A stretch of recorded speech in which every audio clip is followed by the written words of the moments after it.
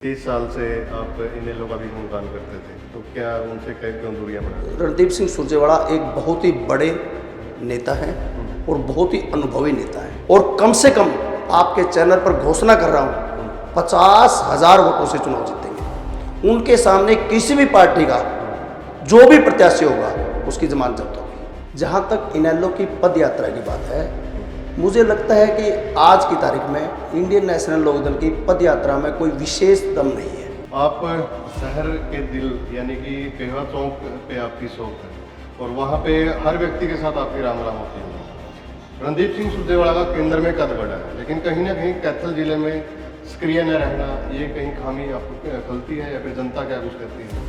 तो गुटबाजी पे आ जाते हैं, क्योंकि कांग्रेस की गुटबाजी भी रहती है, तो कहीं ना कहीं ये भी रहता है कि रणदीप, ये एक संशय भी बना हुआ है, रणदीप चुनाव लड़ेंगे या नहीं लड़ेंगे।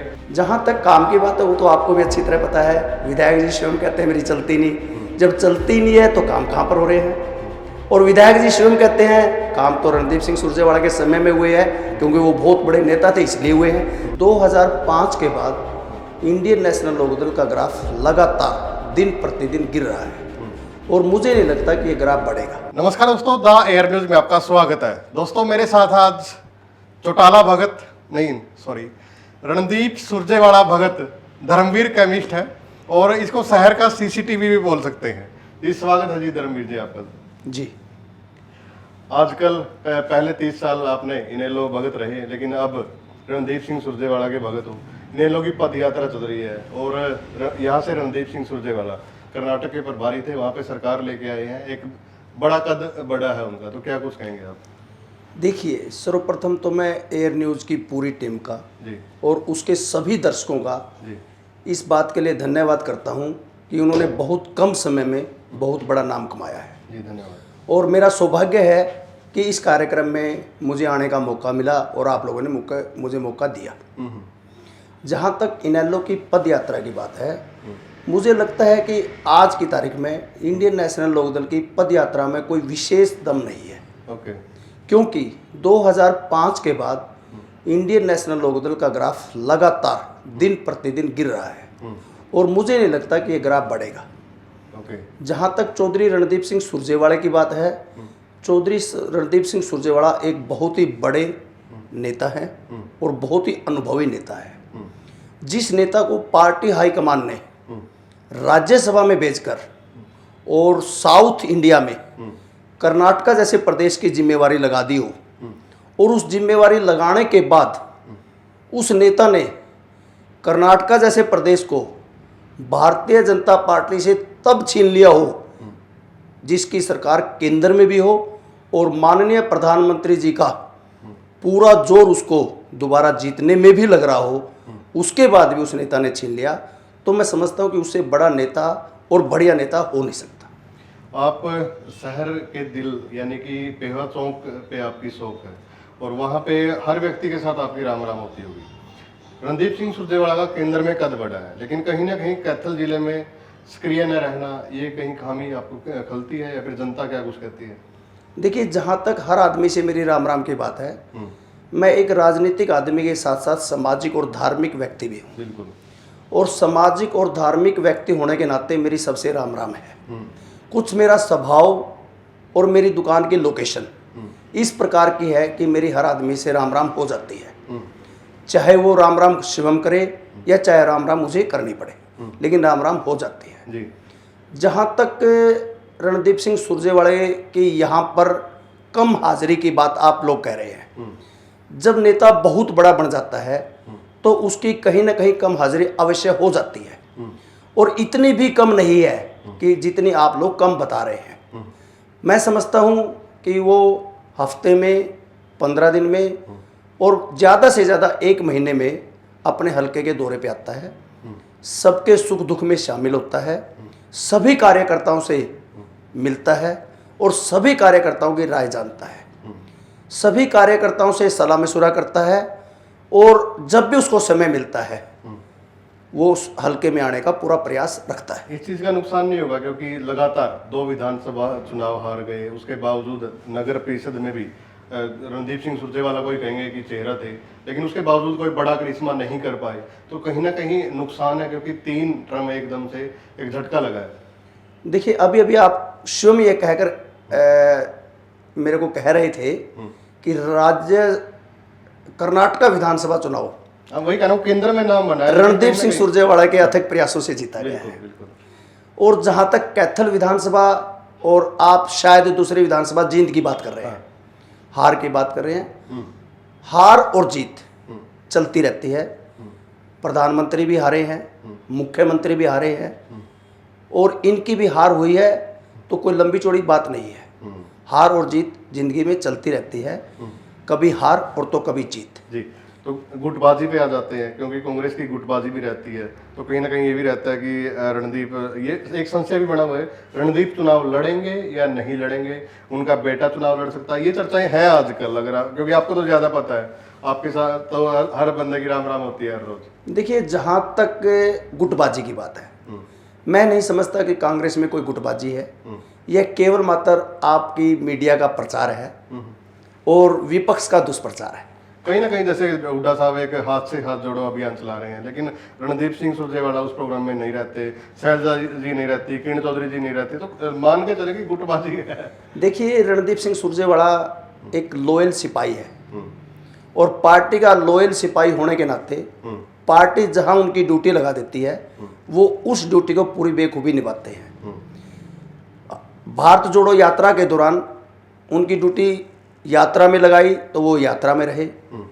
यात्रा के दौरान यदि उनकी ड्यूटी किसी दूसरे प्रदेश में लगाई, जैसे हिमाचल और कर्नाटका में, मैं राजस्थान भी कहना चाहूँगा आपको, राजस्थान में भी उनकी ड्यूटी लगाई है, तो उन्होंने वो ड्यूटी भी निभाई है। तो कुछ नेता ऐसे होते हैं जिनकी ड्यूटी दूसरे प्रदेशों में नहीं लगती, और वो लगातार आपको हरियाणा में नजर आते हैं, इसलिए आप उनके बारे में ऐसा कह सकते हो या कह रहे हो। जी जी, तो बिल्कुल। तो बीजेपी पे बात कर लेते हैं, काम कर रहे हैं, क्योंकि धनखड़ साहब भी पीछे 2 दिन के प्रवासी दौरे पे थे। देखिए, जहाँ तक धनखड़ साहब की बात है, धनखड़ साहब को तो यही नहीं पता कर्नाटका में क्या हुआ था। वो स्वयं अपने इंटरव्यू में ये कह रहे थे भी मुझे इसका पूरा ज्ञान नहीं है, आप ये सवाल तो नायब सैनी से पूछे। जिस प्रदेश का प्रदेश अध्यक्ष और जिसकी सरकार डबल इंजन की सरकार हो, और वो भी स्वयं ये कहे कि इस चीज़ का मुझे पता नहीं भी कर्नाटका में हमारी हार क्यों हुई है। कल को तो माननीय प्रधानमंत्री जी भी कहेंगे भी कर्नाटका में हमारी हार क्यों है मुझे पता नहीं है, जबकि माननीय प्रधानमंत्री जी ने, मेरा जो मानना है, 164 विधानसभाओं में प्रचार किया है, और केवल मात्र 35 विधानसभा चुनाव में उनकी जीत मिली है। और प्रचार भी इस प्रकार का किया है जिसको मैं डोर टू डोर कह सकता हूँ, गांव टू गांव कह सकता हूँ, वार्ड टू वार्ड कह सकता हूँ। बल्कि प्रधानमंत्री जी को इस प्रकार का प्रचार शोभा नहीं देता, क्योंकि प्रधानमंत्री बनने के बाद वो पूरे देश का प्रधानमंत्री बन जाता है, ना कि किसी पार्टी का प्रधानमंत्री बनता है। बल्कि मेरा व्यक्तिगत सुझाव तो यह भी है कि आने वाले समय में उनके प्रचार पर बैन लगना चाहिए, क्योंकि प्रधानमंत्री भाजपा का प्रधानमंत्री नहीं है, वो पूरे देश का प्रधानमंत्री है। और भाजपा के लिए वो डोर टू डोर वोट मांगे, उनको खुद को भी शोभा नहीं देता। तो कैथल पे बात करते हैं, कैथल में कोई काम हो रहे हैं? जहाँ तक काम की बात है, वो तो आपको भी अच्छी तरह पता है। विधायक जी स्वयं कहते हैं मेरी चलती नहीं, जब चलती नहीं है तो काम कहाँ पर हो रहे हैं। और विधायक जी स्वयं कहते हैं काम तो रणदीप सिंह सुरजेवाला के समय में हुए हैं, क्योंकि वो बहुत बड़े नेता थे इसलिए हुए हैं। जब विधायक जी स्वयं मान रहे हैं तो मुझे बताने की जरूरत ही नहीं है कि काम हो रहे हैं या नहीं हो रहे हैं। काम किए हैं तो किसने किए हैं?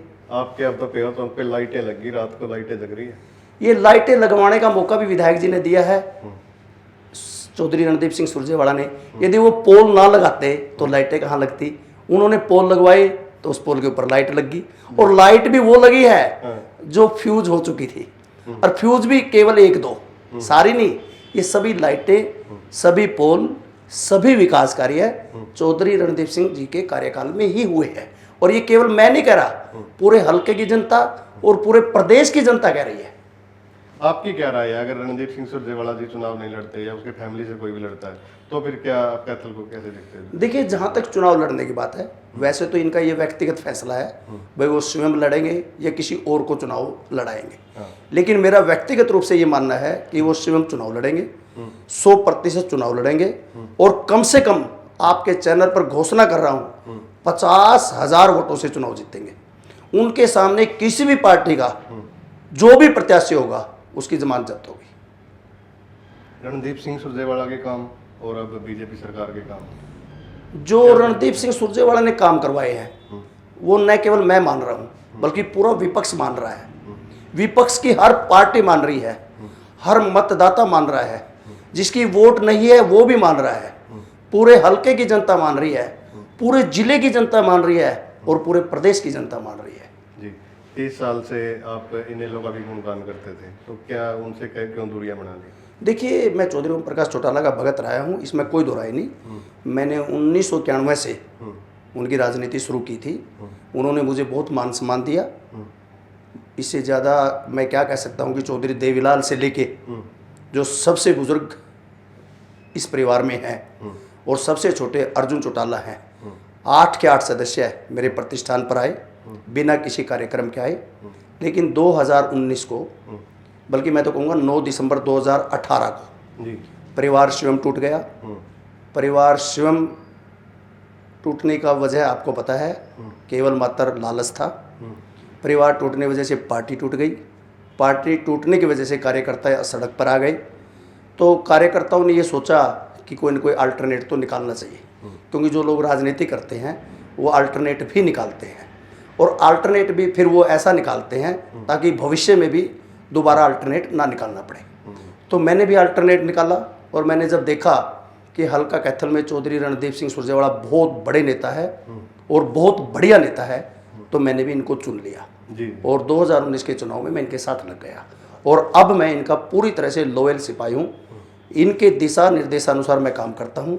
जब भी इनका आदेश आता है, जिस समय भी इनका आदेश आता है, मैं उसको पूरा करने का प्रयास करता हूँ। एक बार जो आपकी लोकेशन है उसकी ओर बता दो, मतलब क्या फील करते हो? लोग आते जाते हैं, राम राम होती है, दुकानदारी तो मेरे हिसाब से कम ही करते हो, ज़्यादा से ज़्यादा राम राम ज़्यादा करते हो। देखिए, परमपिता परमात्मा ने हाँ, बढ़िया दाल रोटी दी है, 2 बच्चे दिए हैं, दोनों बच्चे बढ़िया सेट हैं। जी और जहाँ तक दुकानदारी की बात है, जितनी दुकानदारी की ज़रूरत है उतनी हो भी रही है। और जहाँ तक राम राम की बात है, आजकल के समय में अति आवश्यक भी है। और ऐसा भी समय मैंने देखा है, जब 16 दिसंबर 1986 को मैंने ये दुकान ली थी, तब इसी चौक पर कुछ नहीं था और जब मैं दुकान से घर जाता था मुझे भी डर लगता था। और आज ऐसा भी समय है जी कि हर आदमी से मेरी राम राम होती है। लाखों की संख्या में रोज़ यहाँ से लोग निकलते हैं और किसी भी पार्टी का कोई ऐसा नेता नहीं है जो यहाँ से नहीं निकलता। जी, जी। सबका सारा दिन आना, ऐसे ही रहता है। ठीक है भाई साहब, ठीक है। सबका आना और जाना इसी चौक से है, जी। चाहे वो राम राम करे चाहे मैं करूं, लेकिन राम राम अवश्य होती है। जी, तो बहुत अच्छी बात है भाई। और एक सौभाग्यशाली है कि हर रोज इतने लोगों के साथ राम राम हो जाती हैं। एक पोस्ट लोकेशन आपकी है। धन्यवाद बातचीत करने का। आपका भी बहुत बहुत धन्यवाद। तो भाई वीडियो को ज़्यादा से ज़्यादा शेयर करें और धर्मवीर भाई की बात आपको कैसी लगी वो भी आप कमेंट के माध्यम से ज़रूर बताएं। धन्यवाद।